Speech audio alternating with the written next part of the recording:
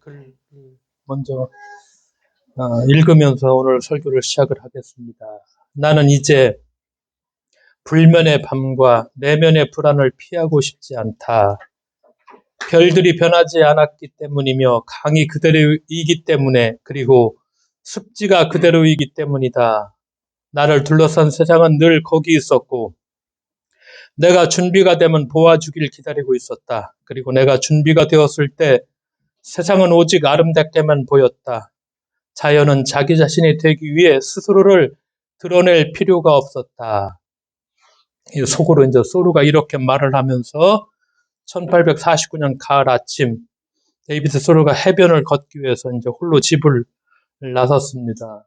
소로가 규칙적으로 숲과 호수를 산책하는 것은 우리가 보통 이제 다채로운 사람들과 안부 인사를 나누며 우리가 조그마한 우리 마을을 산책하는 것과는 좀 전혀 다른 의미가 있었습니다. 소로는 자연과 나, 오직 둘만의 소통하는 풍요로운 대화의 체험이 이 산책이었다고 고백을 합니다. 그렇게 소로는 산책을 통해서 돌멩이 하나, 그리고 야상화 한 송이, 나무의 나이대 하나하나에 세심한 관찰력을 집중했습니다. 소로가 자연의 몸짓 하나하나를 읽는 과정을 통해 매일 성장해 갔는데, 자연의 몸짓 하나하나를 읽는 과정, 우리가 정발산이 있죠. 거기에서 꽃 하나, 나무들 하나, 우리가 그렇게 왔다 갔다 하면서도 내가 이 자연의 몸짓 하나하나를 읽는 과정, 그런 과정을 내가 좀 가져보았는가 하는 그런 생각을 이 짧은 글을 통해서 해나갔고, 그러니까 소로가 산책하는 것은 즐겁고 행복한 기쁨으로 가득 찬 충만의 그 일생 속의 여행, 이 산책이 여행이었다, 그렇게 고백을 합니다. 소로가 숲과 호수 근처를 매일 하는 그 산책을 통해서 소로가 너무도 여행을 떠나고 싶었는데 경제적 형편 때문에 한평생 소로가 한 번도 떠난 적이 없죠. 한 구장에 머물러 살았던 소로가 발명한 내가 있는 장소를 매일 낯설게 하기. 이 글을 읽으면서도 그렇구나. 내가 있는 장소를 매일 낯설게 하기. 나는 한 번이라도 이런 시도를 해본 적이 있는가. 그 자연의 이 꽃 하나, 이 몸짓 하나하나를 내가 읽는 과정, 이런 시간을 가져본 적이 있는가. 평생 자기가 사는 그 조그마한 호수 마을인데 그 머물러 있던 그 장소를, 내가 있는 장소를 매일 낯설게 하기라는 거. 우리가 조금 더 습관적으로, 그렇죠, 굳어져 있는 것들, 습관적으로 말해버리고 이런 것들을 좀 하나하나 어떻게 좀 깨버릴 수는 없을까. 자연 속을 걸으면서 원래 내가 탄생한 자리, 나라는 존재가 비롯된 본래의 자리, 소로가 이제 산책을 하면서도 사유를 하죠. 묵상을 하고 명상을 하면서 그렇게 자연과의 공존, 또 합일, 결국 우리가 자연의 일부죠. 공존하고 합일하는 이런 경험들을 그가 끊임없이 느끼면서 기록한 그 짧은 글들을 읽어보면서 참 여러 가지 생각들을 많이 했습니다. 우리가 늦가을, 이제 초겨울이죠.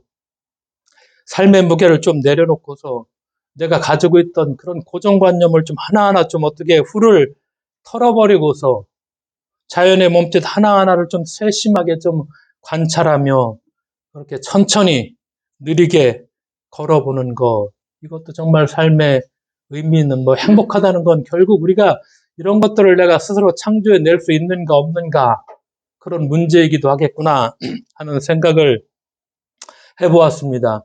11월의 마지막 주죠. 어느새 한 해가 다 저물어 갑니다. 가을 마지막 끝자락, 어쩌면 겨울의 입구죠. 우리가 한 해를 돌아보면서 지난 한 해 우리는 어떻게 살았나. 우리가 누구나 다 똑같이 주어진 시간 속에 살아갑니다. 그런데 어떤 사람은 그 시간이 기쁘고 행복했다고 얘기하고, 또 어떤 사람은 불안과 고통 속에 슬퍼하며 또 불행하게 살기도 한다, 그렇게 고백을 합니다. 그러나 우리가 행복하게 살든 불행하게 살든 야속한 시간은 여지없이 그냥 지나가 버리죠. 미국의 헌팅턴 프레스라는 그런 신문사가 있습니다. 그 건물 입구에는 세 개의 동상이 나란히 이렇게 서 있습니다. 하나는 사람이 지구본을 껴안은 온화한 모습을 짓고 있는 모습이고, 하나는 지구본 위에 사람이 서 있는데 대단히 거만한 표정으로 서 있는 모습입니다. 나머지 하나는 사람이 지구본 밑에 깔려 살려달라고 부르짖으며 고통스러운 표정을 짓고 있는 그런 모습입니다. 사람이 물었죠. 왜 이렇게 세 가지 모습의 동상을 세워놨습니까? 하니까 사장이 이렇게 대답을 합니다. 지구본은 흘러가는 시간을 상징합니다. 인간은 자신에게 주어진 일생이라는 시간 때문에 웃는 사람도 있고 우는 사람도 있습니다. 지구본을 껴안은 동상은 시간을 아끼고 사랑하는 사람이며, 지구본 위에 있는 사람은, 그런 동상은 시간의 귀중함을 무시한 사람입니다. 마지막 지구본 밑에 깔려있는 모습은 시간을 무시하다가 실패하거나 고통을 당하는 사람입니다. 우리 신문사는 항상 흐르는 시간 속에서 최후에 인간들이 후회하지 않도록 깨우쳐주는 신문을 만들고자 하는 목적으로 이 동상들을 세웠습니다. 이렇게 사장이 대답을 합니다. 참 읽어보면서 정말 괜찮은 신문사다. 이 신문사가 전해주는 기사를 가끔 읽기도 하는데 제가 그런 시간이 들었습니다. 하나님께서 우리에게 허락하신 흘러가는 시간을, 결국 우리가 행복하게 사느냐 문제겠죠. 그래서 우리가 올해 5월달서부터 행복에 관한 이야기들, 종교에서는 어떻게 행복을 말할까, 또 심리학자들은 어떻게 행복을 말할까, 행복에 대해서 많은 이야기를 우리가 또 나누기도 했죠. 우리가 행복하게 살았는가? 이 질문에는 각자 다른 대답을 할 수도 있을 것입니다. 또 어떤 때 행복을 느꼈을까? 또 어떻게 행복하게 살까? 끊임없이 토론도 할 수 있고 얘기도 할 수 있겠는데, 요즘 한창 누가 뜨냐? 뇌과학자들이 뜨죠. 그래, 뇌과학자들은 간단 명료하게 이야기를 합니다. 사람이 언제 행복하고 기뻐하느냐? 바로 뇌에서 뭐가 나올 적에? 도파민이 나올 적에, 도파민이라는 물질을 낼 적에 사람이 행복하죠.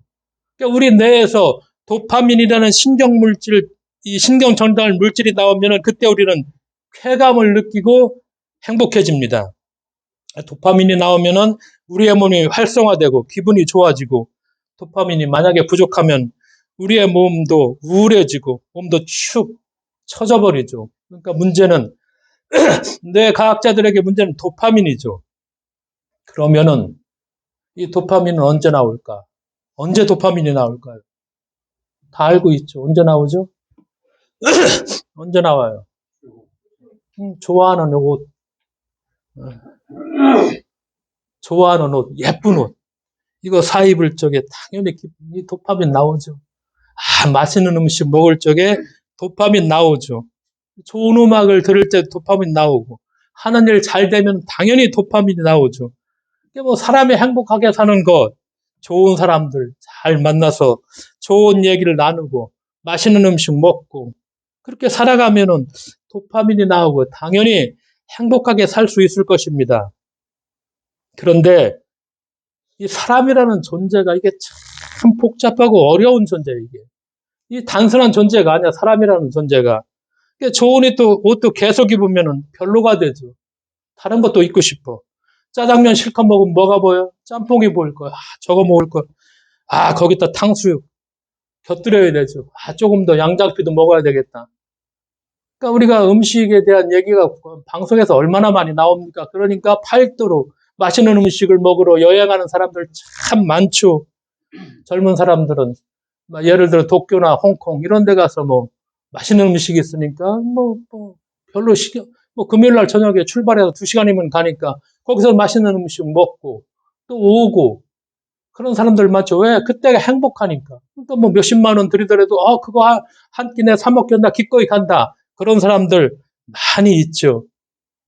유럽까지 가서 먹죠. 그러니까 인간의 식탐이라는 것도 끝이 없고, 그 욕망이라는 전차는 이게 종착역이 없죠. 결국 어떻게 끝나느냐? 죽어야 끝이 나죠. 살다 보면은 근데 좋은 일만 있는 게 아닙니다. 인생이라는 것이 정말 도파민이 만약 나올 상황이 결코 아니죠. 별로 없죠. 사실 도파민이 나올 상황, 우리가 아까 뭐 무료하게 하루 이렇게 산다고 하지만, 어떻게 할까? 방법이 당연히 있습니다. 고통을 잃고 초월해서 도파민이 나오게 하는 방법, 술을 잔뜩 먹으면 이것도 도파민이 나올 것입니다. 담배를 못 끊느니 이거 도파민이 나오니까 못 끊을 것입니다. 그렇죠? 약물, 좀 더 나아가서 도박, 손을 잘라도 도박을 왜 못 끊어요? 그 시간이 행복하거든요. 그 시간은 나한테 절대적인 시간이거든. 포르노, 그리고 어디까지 가죠? 마침내 마약. 이 물질들은 불안하고 고통스러운 상황을 잊게 하고 도파민을 촉진시키죠. 특히 요즘 많이 나오는 마약은 도파민이 소나기를 막 내리게 하는 그런 능력이 있죠. 마약을 하면은 쾌락을 뭐 증폭시키니까, 그래서 이렇게 이제 마약이라는 것을 요즘 얘기를 참 많이 하죠. 마약에 빠지면은 뭐 우리는 잘은 모르겠지만 전문가들이 다 얘기하는 것처럼 점점 더 강한 쾌락을 요구하고 스스로를 자신이 통제할 수 없는 그런 중독에 빠지게 이렇게 만들어 버리죠. 그러니까 도파민이라는 것이 만약 또 좋은 것만이 아니죠. 계속해서 이게 과다하게 나오면은 기분을 너무 들뜨게 해서 오히려 어떻게 만들죠? 우울하게 만들기도 합니다. 그리고 조현병에 걸리기도 합니다. 우리 뇌를 통제불능의 뇌 침해에 빠뜨리기도 하죠. 그러니까 이 도파민이라는 것이 행복 물질이 아니라 불행의 물질이 될 수도 있다는 것이죠. 전도서 기자가 오늘 우리들에게 주는 문제가 어떻게 인생을 살아가느냐, 이 문제입니다. 삶의 문제입니다. 그러니까 이제 잠언이라는 것을 우리가 잠언 전도 이런 것을 통틀어서 지혜문학이라고 하는데, 이 잠언은 쉽게 말하면 인과응보. 너 열심히 살았지, 개미처럼 살았지, 행복할 거야, 잘 될 거야. 너 예의를 잘 지키고, 너 부지런했지, 너 순종하며 살았지, 그러면은 거기에 따른 보상이 있을 거야.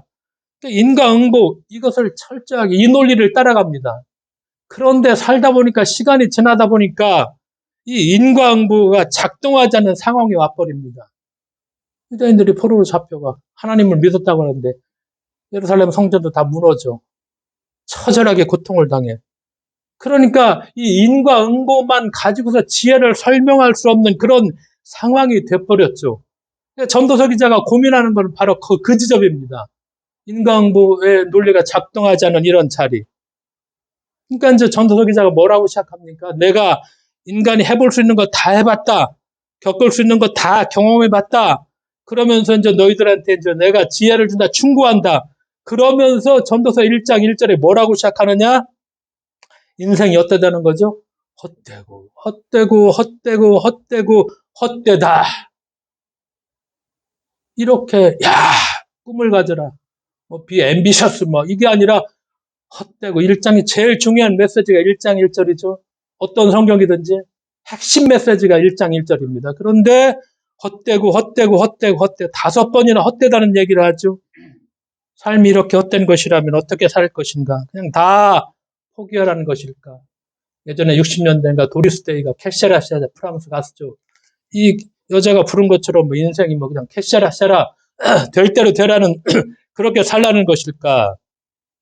전도서 기자가 고민하면서 우리의 삶이 우리의 욕망에 있지 않다는 거, 이걸 자꾸 말하고 있고, 또 우리의 행복이라는 것이 도파민이라는 물질에 있는 거, 이것이 아니다.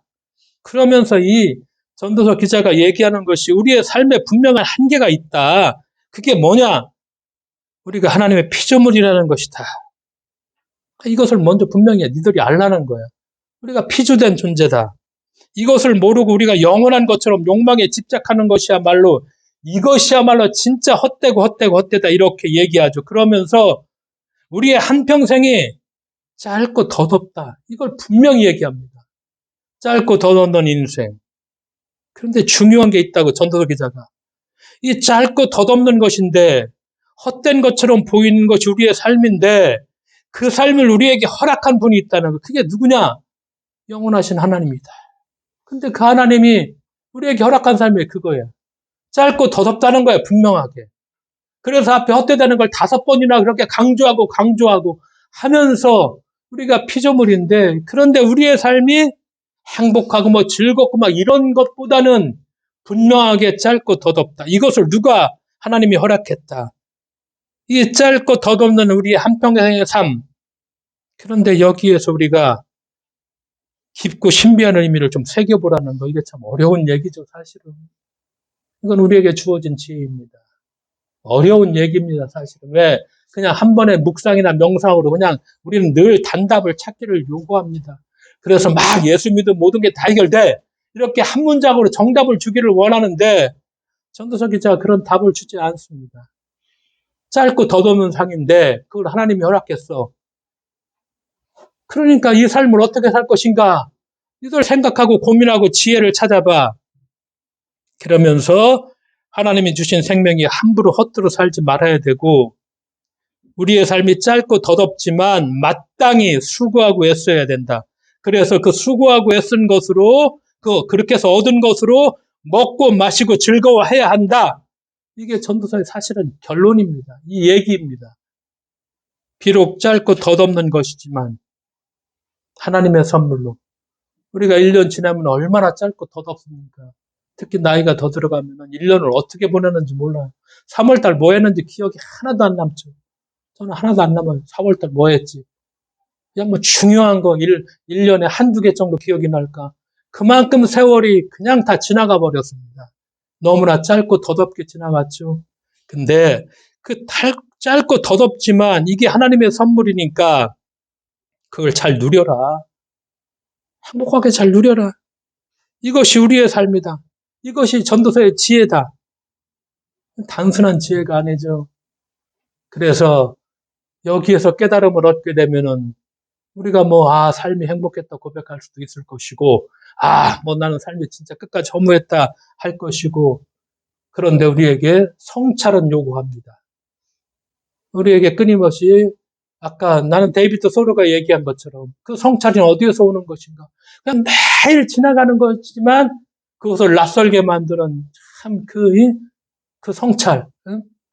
자연의 이 몸짓, 이 꽃 하나, 아까 사온 이거 하나하나를 통해서 이 몸짓을, 하나하나 알아갔니? 그런 것들, 그런 지혜들. 그건 우리가 찾아내야 되지 않을까. 그런 생각을 같이 해보았습니다. 신약을 하나 또 읽었죠. 빌립보서 4장 4절. 기뻐하라, 기뻐하라, 기뻐하라.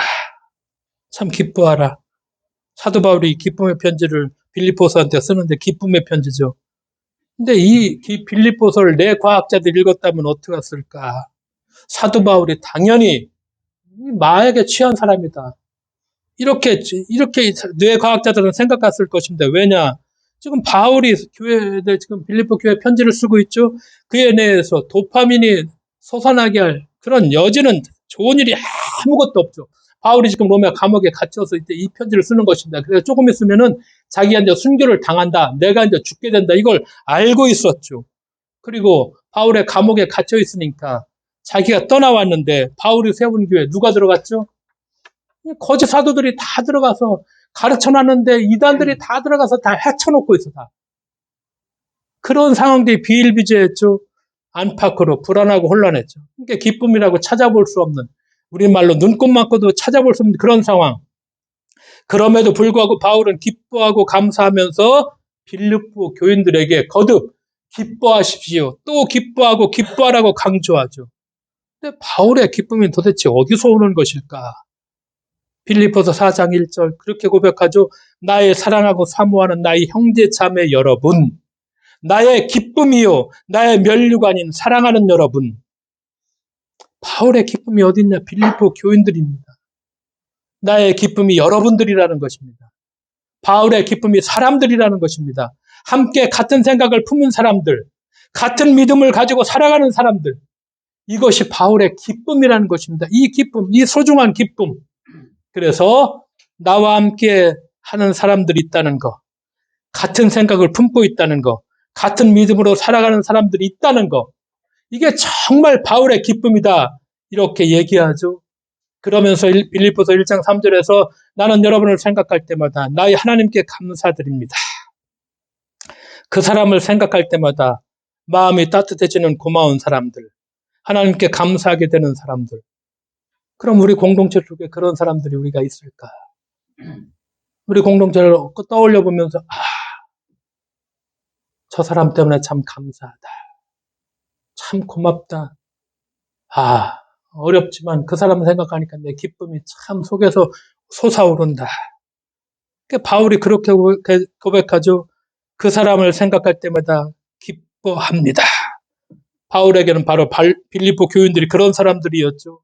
그래서 계속해서 바울이 그렇게 얘기합니다. 빌립보서 2장 1절에서 2절에서 그러므로 그리스도 안에서 여러분에게 무슨 격려나 사랑에 무슨 위로나 성령의 무슨 교제나 무슨 동정심이나 자비가 있거든 여러분은 같은 생각을 품고 같은 사랑을 가지고 뜻을 합하여 한 마음이 되어서 내 기쁨이 넘치게 해 주십시오.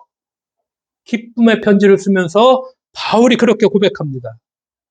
무슨 말입니까? 잘 알고 있죠. 공동체 구성원들이 같은 생각을 품고 있다는 거, 같은 사랑을 가지고 있다는 거, 뜻을 합해서 한 마음이 되어간다는 거, 그것이 바로 바울의 기쁨이다. 그렇게 고백을 하죠. 우리가 그리스도 안에서 같은 마음으로, 같은 사랑으로, 한 마음으로 살아가는 거, 이것이 진정한 기쁨이며 바울이 말하는 여러분 주 안에서 기뻐하십시오. 바울의 기쁨이 바로 이런 기쁨임을 말씀하고 있죠. 그러니까 우리가 이런 마음으로 주 안에서 함께 살아갈 때 우리의 삶이 불안하죠. 때때로 험악한 세상이죠. 그래서 그런 세상이지만 그런 세상을 사랑하지만 그러나 적은 무리일지라도 우리가 서로 격려하고 위로가 된다는 것. 그 사람 한 사람 한 사람을 생각하면서 기뻐하고 감사하는 삶을 그때 바울 사도가 말하는 것처럼 진정으로 살아갈 수가 있다. 이런 고백이 가능합니다. 우리가 요즘 최정상의 인기를 누리는 스타 한 사람의 마약 소동으로 여러 얘기를 많이 하고 있죠. 결정적 증거는 아직 나오지 않았죠. 그러니까 어째 생각해보면 어떤 의미에서는 정치적 국면용으로 전환용으로 터뜨렸는데 실제가 나올 수 있으라 생각했는데 아직 국과수의 실제적 실체는 나오지 않죠. 그러니까 경찰의 수사가 애를 먹고 있죠. 이게 딱 양성 반응이 나와야 되는데 이게 자꾸 음성이 나오니까 이걸 어떻게 할까? 이거 증거가 있어야지 이걸 잡아낼 수 있는데 그런데 우리가 여기서 조금 더 생각해 보면은 마약 사건이 터질 때마다 살만한 사람들인데 저게 뭐가 부족할까? 그렇죠. 우리는 그 사람들보다 가진 게 하나도 없고 기껏 해봤자 몇 억짜리 아파트 그것도 좀 못 가진 사람들도 있고 그렇잖아요. 하루하루 10,000원짜리 밥 한 끼 먹는 것도 생각하면서 먹는 그런 평범한 일상을 살아가는데, 근데 누가 보아도 부러울 것이 없는 사람들, 참 부족할 것이 없는 빌딩도 가지고 있고, 누릴 거 다 누리고 있는 사람들인데, 그런 부유층 사람들인데, 왜 저 사람들이 저렇게 마약에 빠질까? 삶이 헛되다고. 그렇겠죠. 그렇죠? 공허할 수가 있겠죠. 혹은 무의미할 수도 있겠죠. 근데 또 다른 채워지지 않은 욕구가 있을 것이죠. 그렇게 생각할 수도 있죠. 그러니까 당연히 도파민이 절실하죠. 빨리 도파민이 나와줘야 되죠. 왜 자기가 만들어낼 수가 없어. 많은 것들은 다 가지고 있는데 도파민은 자기가 만들어낼 수가 없어. 이게 절실해. 그러니까 결국 마약이라는 거. 그 마약이 행복의 얘기 아니라 알고 있었겠죠. 정신 바짝 다른 폐가 망신의 약이라는 것을 사람의 마음과 몸을 황폐하게 만들죠. 극약이 될 수 있을지만 우리가 아편전쟁에서 보는 것처럼 그걸 나중에 알면서도 못 끊게 되죠, 이제는. 뇌과학자들이 도파민이 좋은 일이 있을 때 나온다고 했는데, 그런데 뇌과학자들이 다시 연구를 해보니까 사람이 좋지 않은 일, 힘든 일을 할 때에도 도파민이 나온다고 그렇게 얘기를 합니다. 그러니까 예를 들어보면은 이 역설적인 얘기인데, 우리가 수억짜리 벤틀리를 타고 막 달릴 적에 당연히 도파민이 나오겠죠. 그런데 맨발로 거친 광야를 막 걸어갈 적에 이때도 도파민이 나올 수 있다고 얘기를 합니다. 그러니까 이런 현상을 뇌과학자들은 뇌 해킹이라고 얘기합니다. 뇌를 속이는 거라고 얘기하죠. 사람들이 일부러 굳이 힘들고 고통스러운 일을 하면 뇌가 속아서 도파민을 낸다는 그런 이야기가 될 수 있습니다. 그게 무슨 이야기입니까? 인간의 뇌가 기계적으로 작동하는 게 아니라는 것이죠. 사람이 어떤 마음을 갖느냐에 따라서 달라질 수 있다는 거. 그러니까 뇌가 사람을 지배할 수도 있지만 그런데 또 조금 다르게 사람이 뇌를 지배할 수도 있다는 거. 그러니까 어떤 생각, 우리가 어떤 생각을 가지고 살아가느냐, 이것도 중요하다는 것이죠. 그러니까 우리가 스스로 자신을 이상할 때 이 도파민이 나온다. 참 이게 역설적인 얘기인데 이런 얘기죠. 어떤 사람이 나에게 100만 원을 줘서 참 얼마나 기분이 좋을까요? 참 기분이 도파민이 팍팍 나오겠죠. 그런데 내가 어떤 사람에게, 내가 사랑하는 사람에게 내 마음이 쓰이는 사람이 있어. 그 사람한테 내가 100만 원을 선뜻 내어줬어. 어떨까요? 아까운 돈 100만 원이 사라졌어. 내가 100만 원 손해를 봤어. 그런데 놀랍게도 그때 내 마음이 말할 수 없는 기쁨으로 가득 차오르죠. 나의 것을 내어주는 기쁨이죠. 자발적 헌신의 기쁨이죠. 이것을 사도 바울이 어떻게 표현하느냐. 빌립보서 2장 6절에서 가장 낮은 곳으로 누가 왔죠? 그리스도가 왔다. 기쁨으로 왔다. 자기를 온전히 비워냈다. 이거 억지로 하지 않았다. 그리스도가 기쁨으로 했다. 그리스도의 기쁨이다. 십자가에서 자신의 생명까지 내어주었는데 이것도 억지로 하지 않았다. 기쁨으로 했다. 참되고 영원한 기쁨이다. 그래서 기뻐하고 기뻐하라 이렇게 얘기를 하죠. 내가 그 기쁨을 소유하고 있는가? 종교라는 게 참 대중적이죠. 그러나 우리가 조금 더 그리스도를 따라간다면 이런 대중적인 걸 뛰어넘어서 이 기쁨을 내가 실천해 볼 수 있는, 우리가 종교적 그리스도가 말하는 것을 우리가 이성적으로만 알지 말고 그걸 진짜 실천할 적에 거기에서 진정한 기쁨이 나올 수 있다는 거.